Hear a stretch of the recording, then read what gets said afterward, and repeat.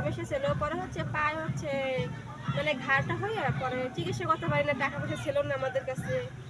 বুঝুন তো, আমরা অনেক গরিব, কি করে টাকা চিকিৎসা করবো। দর্শক আসসালামু আলাইকুম। জীবন গল্প অনুষ্ঠানে ক্যামেরার সামনে উপস্থিত ছোট্ট একটি বোন, তার গল্প নিচ্ছি আমরা।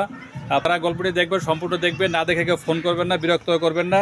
স্ক্রিনে যে নাম্বারটি আছে চ্যানেল কর্তৃপক্ষের নাম্বার, এই নাম্বারে একটা স্ক্রিনশট দিয়ে পাঠিয়ে ভয়েস করে রাখবেন, আমরা যোগাযোগ করে নেব। আপু, আপনি কেমন আছেন? আলহামদুলিল্লাহ ভালো আছি, আপনি কেমন আছেন? আছি আলহামদুলিল্লাহ, আমিও মোটামুটি ভালোই আছি। তো আপু, আপনি আসছেন কোথা থেকে? আমি আসছি যশোর সাতক্ষীরা থেকে। যশোর সাতক্ষীরা থেকে। সাতক্ষীরা কিন্তু দুইটা, একটা হলো খুলনা সাতক্ষীরা আর একটা হলো যশোর সাতক্ষীরা। দর্শক আপনারা ভুল করবেন না, এটা যশোর সাতক্ষীরা। যশোর সাতক্ষীরা। আচ্ছা আপু, আপনার নাম কি? আমার নাম বৃষ্টি, আমার বয়স হচ্ছে 22। আমার উচ্চতা হচ্ছে 5 ফুট 2 ইঞ্চি। আমরা 3 ভাই বোন। লেখাপড়া করছেন কত দূর? লেখাপড়া হচ্ছে 9 পর্যন্ত করছি। 9 পর্যন্ত পড়ছেন। নামাজ পড়তে পারেন? নামাজ পড়তে পারি, কোরআন শিখ করতে পারি না। আচ্ছা আচ্ছা। তা আপু, আপনার এখন এই 22 বছর বয়সে তো বিয়ে হয়ে যাওয়ার কথা, বিয়ে হয়নি কেন? বিয়ের কথা আর কি বলি, গরিব মানুষের কে বিয়ে করবে? গরিব মানুষ বলে বিয়ে হয়নি, এটাই শুনতে হচ্ছে শুধু বারবার, গরিব বলে বিয়ে হয়নি। কেন, গরিবের কি বিয়ে হয় না? হ্যাঁ, গরিবের বিয়ে হয় কেন? অনেক গরিব থাকলেও তার টাকা পয়সা থাকে, বাপ মা থাকে, আর আমার তো তা নাই। আপনার তা নাই? জি না। তা নাই বলতে কি, আপনার মা বাবা নাই? বাবা নাই, মা আছে। বাবা নেই, মা আছে। এই মা আছে, বাবা নেই, এই কারণে আপনার বিয়ে হচ্ছে না। আচ্ছা, আপনার মা কি করেন, কিভাবে সংসার চালান? আমার মা হচ্ছে বাসা বাড়িতে কাজ করে, তাতে আমাদের সংসার চলে যায়। সংসার চলে যায়? হয়, সংসার চলে না, অনেক কষ্ট হয়। বাবার কি হয়েছে, বাবা কিভাবে মারা গেলেন? বাবা হচ্ছে অ্যাক্সিডেন্টে মারা গেছে, ট্রেন অ্যাক্সিডেন্ট। ট্রেন অ্যাক্সিডেন্টে। আচ্ছা, তারপরে কি সে ট্রেনে কি ডেথ হয়ে গেছে না অন্য কোনো সমস্যা ছিল? পরে হচ্ছে ট্রেনের সমস্যা ছিল, পরে হচ্ছে পায়ে হচ্ছে মানে ঘাটা হয়ে পরে চিকিৎসা করতে পারি না, টাকা পয়সা ছিল না আমাদের কাছে।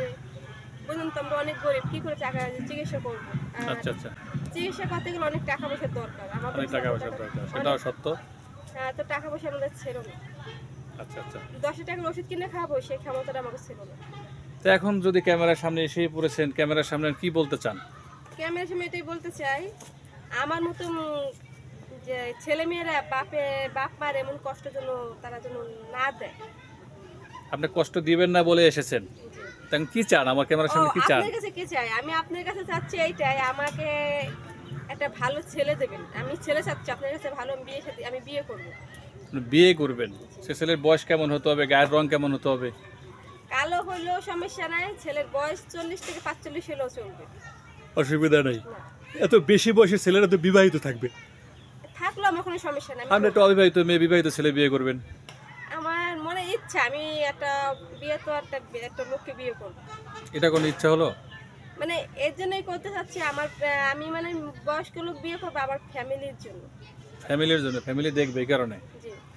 আচ্ছা দর্শক, ও যেটা বোঝাতে চাচ্ছে সেটা হলো যে একটা বয়স্ক মানুষ সে বিয়ে করতে চায় যাতে তার পরিবারকে তারা সাপোর্ট দেয়, তার মতো ছোট একটা সুন্দরী মেয়ে পাবে, আর সেই সুবাদে যেন তার পরিবারকে সে কিছু টাকা পয়সা দিয়ে হেল্প করে, এরকম কিছু বলতে চাচ্ছেন? হ্যাঁ হ্যাঁ হ্যাঁ, আমি তো মনে করি অত কিছু বুঝাই বলতে পারতেছি না, এইটা সমস্যা। এটাই সমস্যা, ক্যামেরার সামনে কখনো আসেন নাই না, জি না।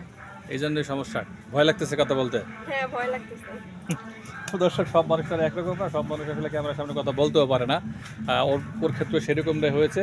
যাই হোক, আপনারা আমাকে ফোন দিলে ফোন দিবেন বা ভয়েস পাঠাবেন, আমি উপযুক্ত মনে করলে কথা বলে নিব। আর গল্পটি বাড়াচ্ছি না, 2 মিনিটের একটা ভিডিও। সবাই ভালো থাকবেন, আল্লাহ হাফেজ।